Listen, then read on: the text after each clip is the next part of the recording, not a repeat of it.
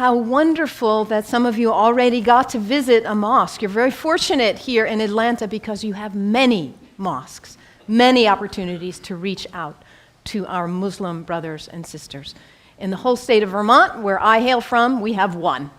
So you have no reason to not visit. It's right around the corner from you. There are mosques everywhere.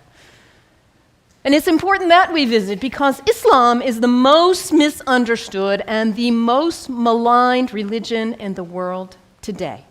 We are being whipped up into fear of Muslims.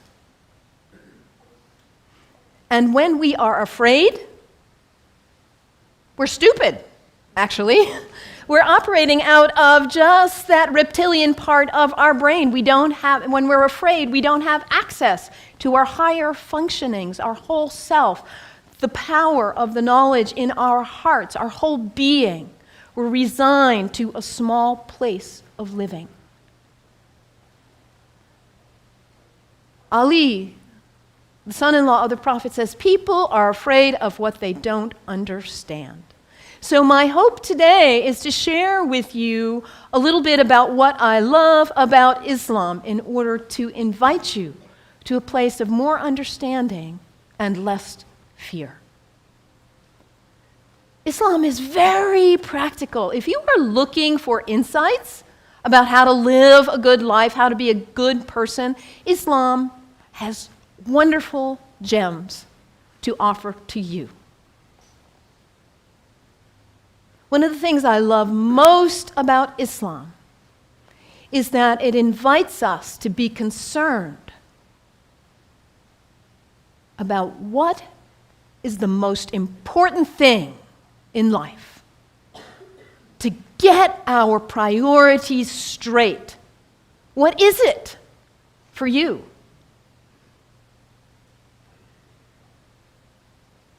Stuff? Money? Power, prestige, family, kindness, service, love, art, compassion. What is it for you? If you get nothing else out of today, take that one question and live into it. And if you don't know the answer yet, find out. What is it for you? What's most important? In Islam, the answer is very clear. La ilaha illallah, Muhammadan Rasulullah. There is nothing but the source, God, the one. How did you say it, Anthony? That love which is greater than we can know. That's what matters. And Muhammad is his prophet. Is the prophet of love. La ilaha illallah, Muhammadan Rasulullah. And the thing about us humans, when we get that clarity, we know what's important. What do we do with that? We forget. That's who we are. We humans, we are the great forgetters. How many of you made a New Year's resolution back on January 1st? How are you doing with it now? Let's be honest. How were you doing January 7th?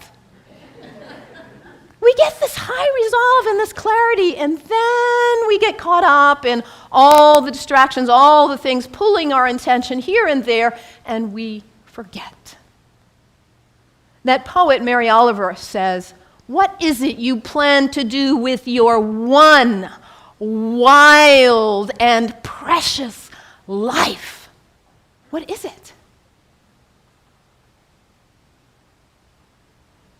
In order to not waste our life, we need to regularly hit that reset button, come on back to center, to our heart, to what we know is really why we are here, what we know is really important. Regularly throughout the day, to stop and come back and say, well, let me check in and remember what matters so I don't waste my day or my week or my month or my life. And for Muslims, this is prayer, salat, It is the second pillar of Islam. The first pillar, la ilaha illallah, to know what matters.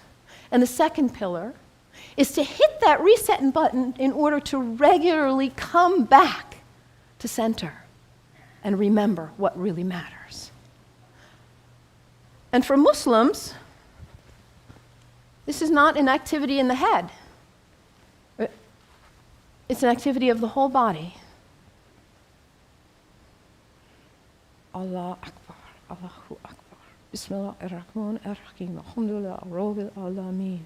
Ar-Rahman ar-Rahim. Malik Yawmiddin. Iyyak na'budu wa iyyak nasta'in. As-siratal mustaqim. Siratal ladhina an'amta alayhim. Ghayril maghdubi waladdallin. Amin. Allahu Akbar. Allahu Akbar. Allahu Akbar.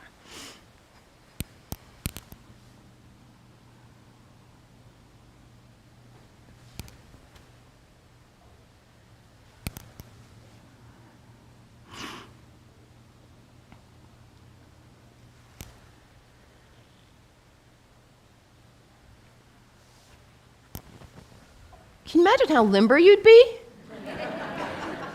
if you did that 17 times a day? And it's done in the direction of Mecca, northeast, more or less. To hit that reset button in order to come back, to hear that voice still and small like we just sang about, to come back to what matters. So practical, I love that, the second pillar of Islam. Islam also reminds us to always be concerned about those who are less well off than ourselves. Over and over in the Quran it says, be concerned about the widows and orphans. Be generous. I brought some soup as a symbol of generosity, giving, donating to food banks, giving to people who need food. I think about Muhammad almost like a spiritual, a social genius. He himself was an orphan. By the time he was 6 years old, he had already lost both his parents. He knew marginality. He knew it. And what happens when there is imbalance in a society where there are some who have a lot and some who don't have enough? What happens here? Those who don't have enough are suffering, aren't they? Out of their lack of nutrition, food, healthcare, hygiene, educational opportunities, they suffer. And in their suffering, they may experience illness. Their illness doesn't stay there, does it? It spreads to the rest of the people. And in their need, they may choose to engage in criminal activity just to try to put food on the table. And that destabilizes the whole society when you have some without and some with too much. And what about the people with too much? Greed is spiritual bankruptcy. We cannot know well-being in our hearts when we are surrounded with too much while others are suffering. It creates instability. And Muhammad, peace be upon him, he was a spiritual genius, saying, let's bring it back into balance. Let's give. Let's be generous. And this is the third pillar of Islam, zakat, generosity. I love that about Islam. And I love, too, that Islam invites us to take a break from our habits. We humans, we're habitual creatures. We just are. We do something once, we do it again, we just do. How many of you are sitting in the same seat you always sit in today? That's okay, nothing wrong with that. We're creatures of habit. And if the habit's a good one, like brushing your teeth, wonderful. It strengthens you. Your habits can raise you up to give you strength and clarity to live your life on purpose with integrity. Or your habits can pull you down.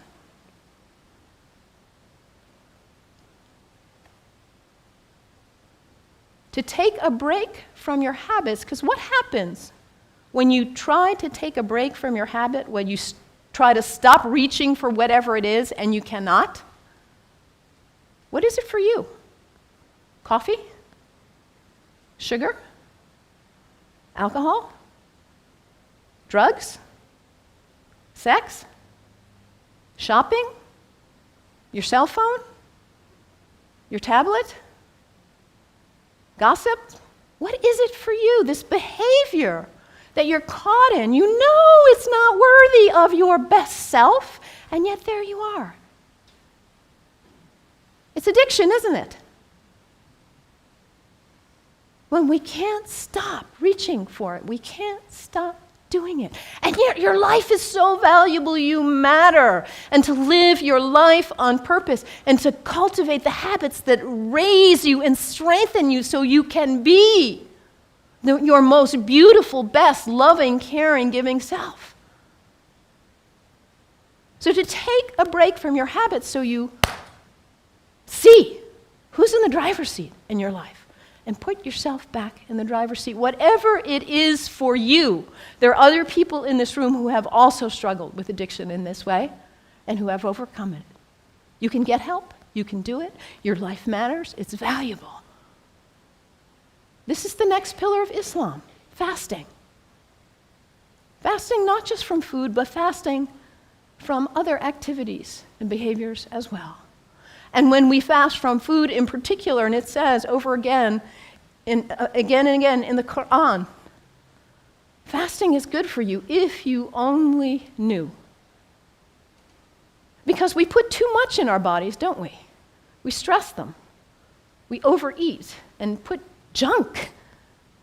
And we don't honor the beauty of ourselves. And also, when we fast, hunger is not a theory in the head, it's an experience in the body when we fast from food, that feeling. And then when you see somebody else on the street who is begging, it's not a theory. You feel empathy because you know what hunger feels like. It's harder to close your eyes and walk right on by. Muhammad, that spiritual social genius, to create harmony and stability in society. The fourth pillar of Islam, fasting, taking a break from your habits. So practical, I love it. And I also love about Islam that it encourages us to take a break from our location, to travel with intention, to recognize the power of space, the sacredness of space, and how the greats who have walked on this earth have blessed the earth with their presence, their breath, their thoughts, their actions. I know you are on the verge of a major decision about this sacred space for you. You have made this place sacred by your presence here. And as you perhaps choose to move on, you will perhaps make a new place sacred by your use and your love. The earth is sacred. Our places are sacred. And when we travel with intention, we are changed by it. This is the fifth pillar of Islam, pilgrimage. And for Muslims, the pilgrimage is to Mecca, which none of us will probably go there. But where is pilgrimage for you? My last name is Kennedy. My family is Irish.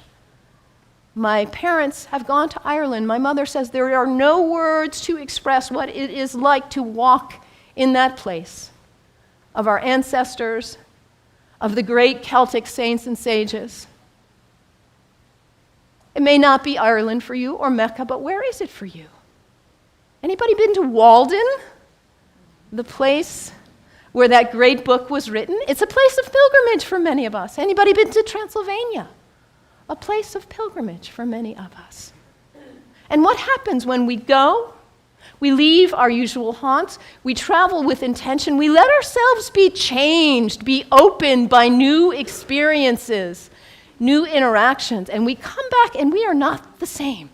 We look at our lives and we say, why was I doing that? I'm not going to waste my one wild and precious life on that. And we come back renewed and with a new value, a new understanding of the sacredness of our location, the beauty of the earth. I love this about Islam. So practical. What's the one thing that matters in your life? Hit that reset button regularly so you come back to your purpose. And don't be self-centered. Be always concerned about others and their needs, those less well off especially. And recognize the sacredness of the temple of your body. Cultivate habits that are worthy of you, that lift you to the best of who you are. And recognize the sacredness of space and the gift of the ancestors, the sages, the saints, the prophets who have gone before us and held a beacon of example for us. Travel with intention. Let yourself be changed. The 5 pillars of Islam. What great practical advice for living your life on purpose. And yet, at the same time as all of what I've told you is true, the beauty of this great tradition, we are being whipped up into fear against Muslims and Islam. I have a dear friend, Rudy, who is a retired UU minister and a Sufi like myself. And about 7 years ago or so, he said to me, Malin, Rudy grew up in Austria under the rise of Hitler. He said, what I see going on in the world now in the United States reminds me of my childhood in Austria. And in that time, it was the Jews who were being maligned, and now it's the Muslims.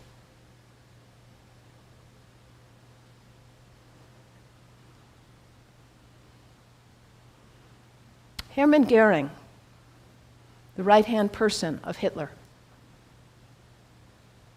a Nazi. In the Nuremberg trials, he said something like this: the people do not want war. That's a given. But the people can be brought to the bidding of their leaders. It works the same in all countries, whether it's a dictatorship, a democracy, socialist, doesn't matter. All you have to do is convince the people they are under attack, make them afraid, condemn the pacifists for being unpatriotic, and the people will come to the bidding of their leaders. We're in the midst of such a time. People are afraid of what they don't understand. I implore you, do not fall for this ruse.